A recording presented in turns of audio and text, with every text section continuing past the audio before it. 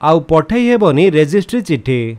50 वर्ष पुराणा रेजिस्ट्री डाक सेवा बंद करिबो डाक विभाग। तेबे कौन रही संपूर्ण अपडेट टी चलते देखा।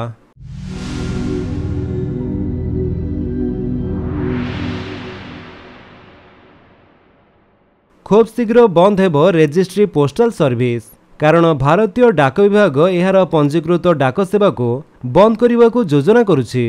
विभाग यही सेवा को स्पीड पोस्ट सहित मिश्रण करने को योजना करुछि। डाक विभाग बंद करिबो 50 वर्ष पुराणा यही रेजिस्ट्री डाक सेवा। यह फल आउ पठाई हेबनी दीर्घ दिन हेब प्रचलित रेजिस्ट्री चिठी व्यवस्था। कार्य को द्रुत चिठी को सहजरे ट्रैक करिबा एवं सेवा को आधुनिक करने लक्ष्य रे डाक विभाग द्वारा यही निष्पत्ति निया जायछि। तेणु सेवा ही रेजिस्ट्री डाक सेवा सेप्टेम्बर 1 बंद हो। जदि आपण 70, 80 कि 90 दशक जन्मग्रहण करिसंती तेबे आपण पोस्ट ऑफिस रे रेजिस्ट्री डाक सेवा पार्सल कारबार देखिथिबे।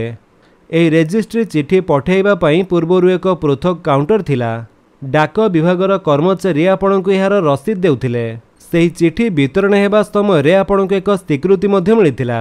सामग्रिक भाव में पोस्ट ऑफिस रो यह एक प्रीमियम सेवा थिला।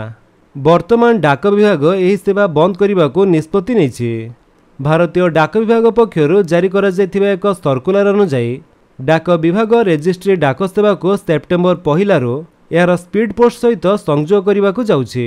सरकार दाबी करुछंती जे यह करिबा द्वारा काम करिबार पद्धति आहुरी आधुनिक होइजिबो। गुरुत्वपूर्ण डॉक्यूमेंट पठाइबा हेउ कि विदेश में पढ़ुथिबा पिलांको बैंक ड्राफ्ट पठाइबा हेउ किंबा रक्षाबंधन रे राखी पठाइबा हेउ एसबु पई रेजिस्ट्री डाक सेवा व्यवहार करा जायथाय। स्वाधीनता परठारु रेजिस्ट्री डाक सेवा को बहुत निर्भरयोग्य बोली विवेचना करा जाउथिला। नियुक्ति पत्र पठाइबा पई मध्य सरकार एहाको व्यवहार करि आछंती। एहा सहित कोर्ट एहा माध्यम रे आईनगत नोटिस पठाउथिले।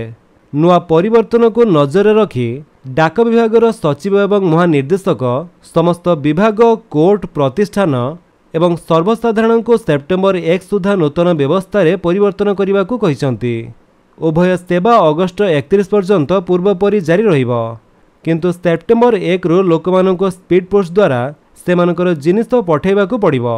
एही परि भाव में रेजिस्ट्री डाक सेवार एक जोग शेष हेबो। तो फ्रेंड्स ये थिला आपनका पई किछि अपडेट। जदि आपनका अपडेट टी भल लागिस तेरे आपन वीडियो को लाइक कर दियंतु, आपनका सांगन के भितर शेयर करी जणांतु। आ जदि आपण हम चैनल नुआ चैनल को सब्सक्राइब करी बेल आइकन दबाई ऑल नोटिफिकेशन कर दियंतु ताकि जेतरण वीडियो अपलोड करिवे आपण देखि परिबे। Thank you for watching.